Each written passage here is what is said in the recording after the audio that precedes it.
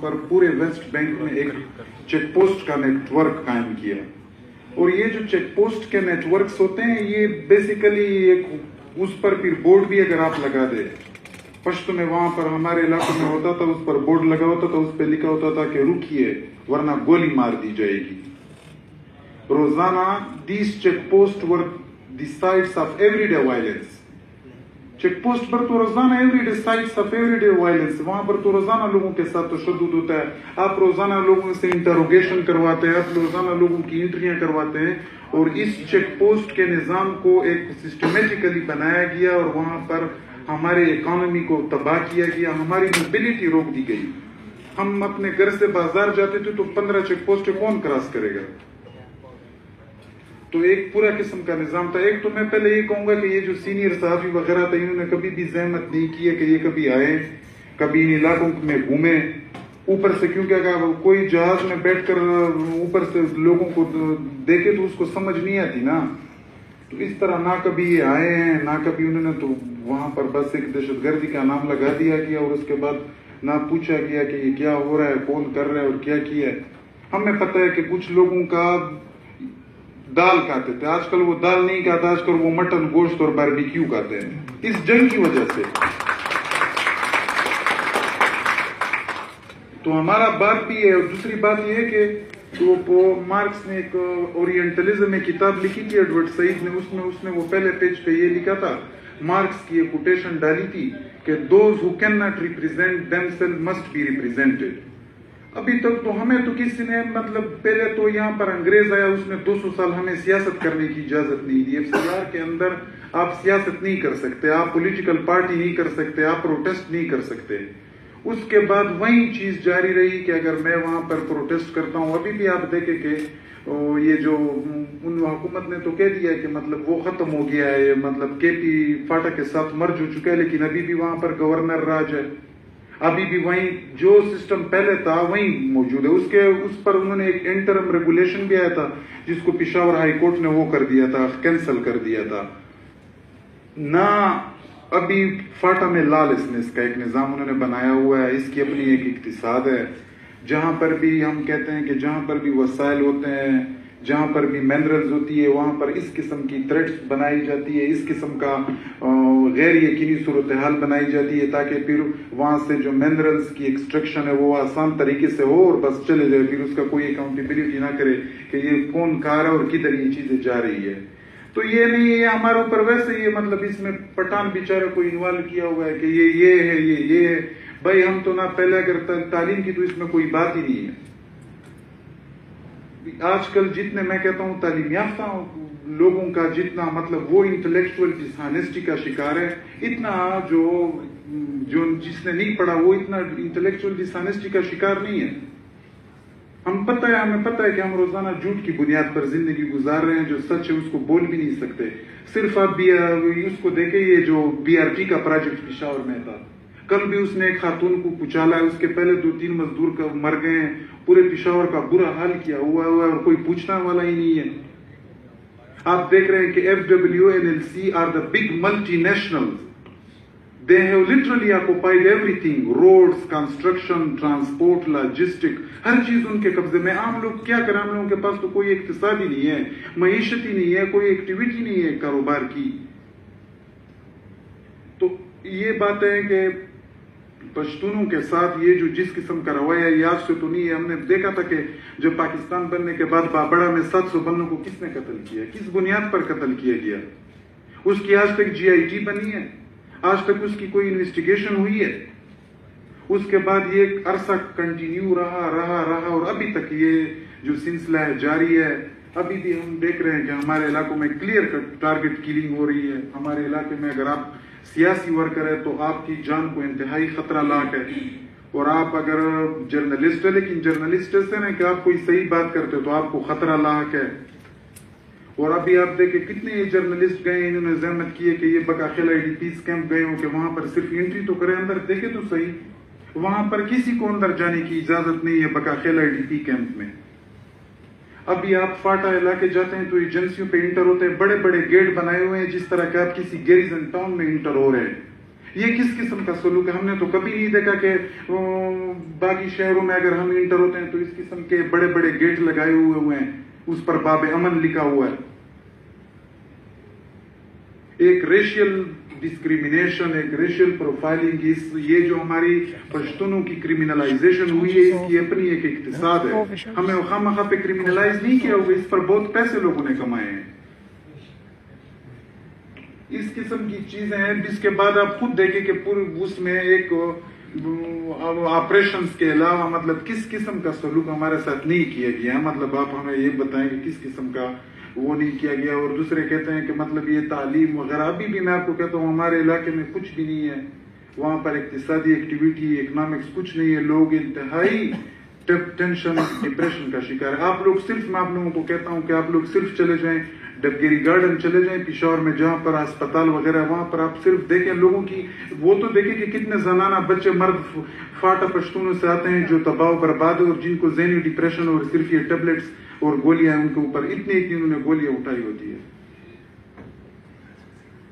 مطلب یہاں پر تو ہمیں نہیں اس طرح کوئی محسوس ہو رہا ہے کہ مطلب کہ ہمارے بارے میں کوئی خیال کرتا ہے، ہمارے بارے میں وہ کرتا ہے. مطلب کہ یہ کوئی ابھی انہوں نے وہ کیا ہوا ہے کہ ہم ٹورزم کو واپس ریوائیو کریں گے اور واپس فارن جرنلسٹ کو بھی بلائیں گے. بھائی تو پھر آپ لوگوں نے ان کو بگایا کیوں؟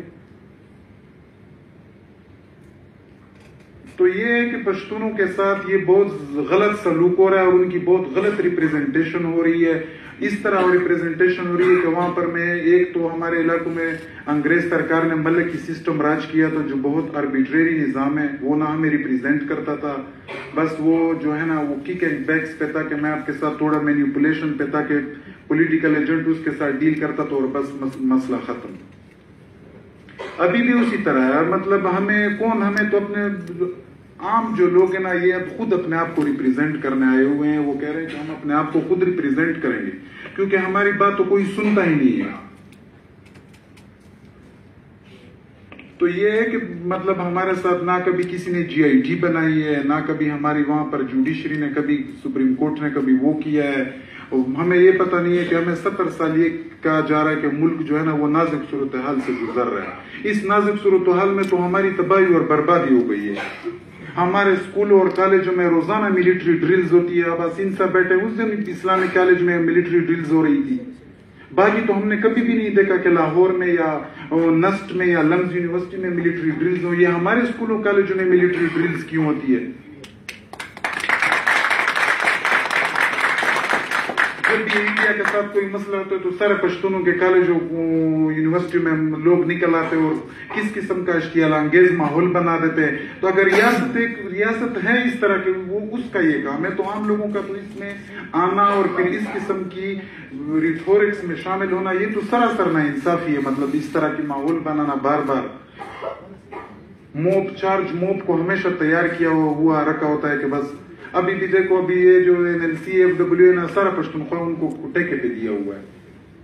پہلے سب کو تباہ برباد کر دیا، ابھی کہہ رہے کہ یہ سب کو بنائیں گے. تو یہ اس طرح ہے کہ اس طرح. اور دوسری بات یہ ہے کہ آج تک پشتون کو من حیث القوم یہاں پہ کوئی ایکسپٹ نہیں کرتا کہ یہ قوم ہے.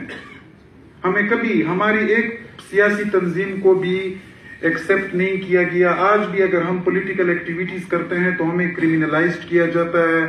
ہماری آپ لوگ خود دیکھیں کہ صرف سمری ایگزیکیوشن کتنی ہوئی ہے. کس نے پوچھا ہے کہ ابھی یہ پشاور ہائی کورٹ نے 173 پیجز رپورٹ نکالی ہے، کس نے پڑھی ہے ملٹری کورٹس پر؟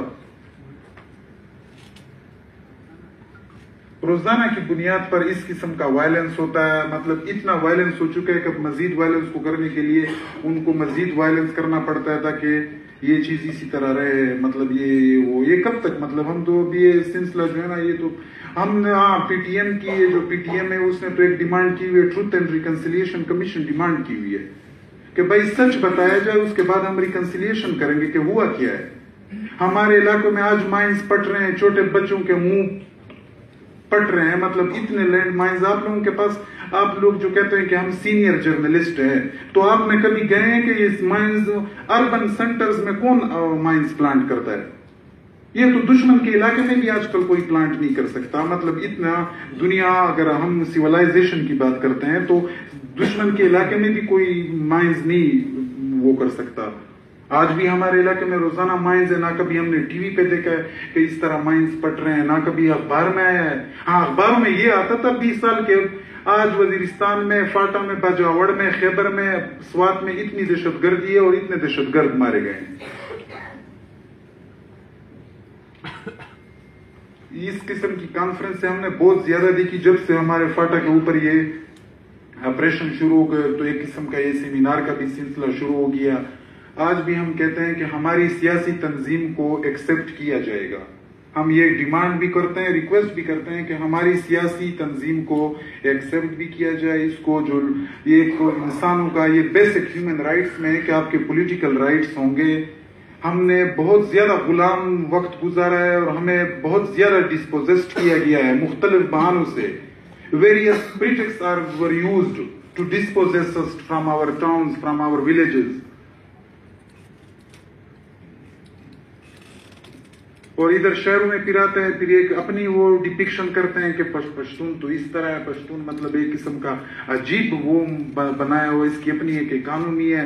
ہمیں ہر وقت کنٹروورشل کیا جاتا ہے، متنازع بنایا جاتا ہے. کبھی ہمیں کس کے ساتھ لنک کیا جاتا ہے، ہمیں کبھی کس کے ساتھ لنک کیا جاتا ہے. مطلب اس طرح تو یہ مجھے مشکل ہے کہ اس کے بعد یہ کاروبار چلے رہے. جھوٹ کی بھی ایک حد ہوتی ہے. روزانہ کا روزانہ ہم دیکھ رہے ہیں کہ اس میڈیا میں اگر کوئی بھی ہم سیاسی ایکٹیویٹی کرتے ہیں اس کو کتنا کریمنلائز کیا جاتا ہے. اور یہ جو پاکستان کے انٹلیکچوئلز ہیں، یہ جو پاکستان کے میڈیا والے لوگ ہیں، میں ان کو بالکل کہتا ہوں کہ یہ صاف بات ہے کہ انہوں نے کبھی بھی ہمارے ساتھ نہ کوئی ہمدردی کی ہے، نہ انہوں نے ہمارے اوپر کبھی بات کی ہے، نہ انہوں نے کبھی ہمارے علاقوں کو وزٹ کیا ہے. بس یہ ہے کہ ایک دوسرے قسم کا ماحول بنا ہوا ہے یہاں پر کہ ہم نے بس ایک جھوٹ کا ماحول بنایا ہوا اور بس سارے اس پر یہ کہ ہم اس کی اپنی اقتصاد ہے. کون سچ کی بات کرتا ہے؟ روزانہ ہمارے علاقے میں ٹارگٹ کلنگ ہو رہی ہے، کون اس پہ بات کر رہا ہے؟ تو یہ باتیں ہیں کہ مطلب ہم آج بھی اگر ہم اپنا بیانیہ، ہمارے بیانے میں کوئی مسئلہ نہیں ہے. ہمارے ساتھ بہت زیادہ ظلم ہوا ہے اور ابھی بھی ہو رہا ہے. ہمارے علاقوں پر ابھی بھی قابض ہیں. وہاں پر آپ لوگوں کو میں ایک مثال دیتا ہوں کہ ہمارے وزیرستان وانا میں بہت سارے لوگ جمع ہو گئے. انہوں نے کیمپ کے سامنے پروٹیسٹ کیا کہ ہمیں موبائل الاؤ کیا جائے. پھر کیا ہوا کہ 3-4 دن وہ پروٹیسٹ جاری رہا. آخر میں ایک بندہ آیا، اس نے کہا کہ میں انشاءاللہ آپ کو گارنٹی دیتا ہوں کہ یہ موبائل 2 دن بعد آئے گا. لوگ چلے گئے. اس کے بعد پھر کیا ہوا، اس کے بعد پھر لوگ جمع ہوئے لیکن وہ موبائل نہیں ہے. ہمیں بار بار مطلب کیا ایک اس طرح ہے کہ مطلب ہمیں سیاست سے بھی وہ کیا جاتا ہے کہ آپ لوگ تو مطلب اگر ہم نے موبائل ابھی بھی صرف آپ دیکھیں کہ وانا کے عوام ایک ذہنی ٹینشن کے ساتھ فاٹا کے لوگ وہ کیوں موبائل آپ کے پاس ہے لیکن اس میں سگنل نہیں ہے. کبھی ایک کال مل جاتی ہے. یہ کیوں؟ کیونکہ ہمیں بار بار پسپا کیا جاتا ہے، ہمیں بار بار ڈی ہیومنائزڈ کیا جا رہا ہے. 20 ایئر صرف اس ملٹری یہ جو دہشت گردی کے نام پر ہمیں ڈی ہیومنائزڈ کیا گیا. انسان تو ہمیں سمجھا ہی نہیں جاتا. انسان پہ تو حقوق ہوتے ہیں، اس کی تو بات، جانوروں کے بھی حقوق ہے، پرندوں کے بھی حقوق ہے، انوائرمنٹ کی بھی حقوق ہے. ابھی میں اب کہتا ہوں کبھی یہ جو ہے نا یہ جب اس کا جنگ جاری تھی، یہ جو سوویت یونین کے خلاف جنگ تھی، دا ہول ایریا واز ویپنائزڈ. سب لوگوں کو بندوقیں دی گئی، کہا کہ یہ جہاد ہے، لڑو. اور ابھی پھر ہمارے گھروں کے اوپر لوگ آتے ہیں، رات کو چھاپے ڈالتے ہیں اور ہمیں پکڑتے ہیں کہ آپ لوگوں کے پاس اسلحے ہیں، یہ وہ. کدھر ہے ہمارے پاس اسلحے؟ کدھر سے ہم نے یہ اسلحے پیدا کی؟ ہمارے پاس تو نہ اسلحے نہ اتنا اس قسم کا یہ جو ہمارے اوپر یہ اس قسم کی خامخواہ کرمینلائزیشن والی اسٹیریوٹائپ، یہ جو پشتونوں کی کرمینلائزیشن ہے یہ ابھی انسٹیٹیوشنلائزڈ ہو چکی ہے. ابھی بھی ہمارے علاقے میں موبلٹی 0 ہے. آپ پشاور کی طرف جاتے ہیں تو موٹر وے پر صرف 1 یا 2 چیزیں کھلی ہوتی ہیں مطلب. اور وہاں پر آپ دوسری لائنز کو دیکھیں کہ میٹروپولیٹن پاکستان کی طرف کتنے موبلٹی ہے. ہمارے علاقوں میں صرف دہشت گردی کی اس جنگ میں انڈس ہائی وے پر سارا ٹرانسپورٹ لاجسٹک چلایا گیا.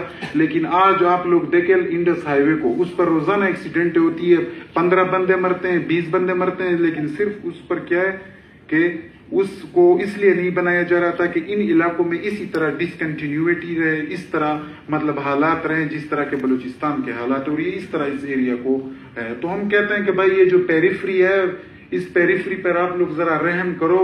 اس کے بارے میں کچھ لکھو بھی، اس پر تھوڑی بات بھی کرو. اور یہ جو ہے نا، یہ جو امن ہے، امن بہت زیادہ مہنگا. ہم صرف کہتے ہیں ہم گزارا بھی کریں تو بہت بڑی بات ہے. ہمیں گزارش بہت مہربانی. ٹائم کم ہے. بہت مہربانی.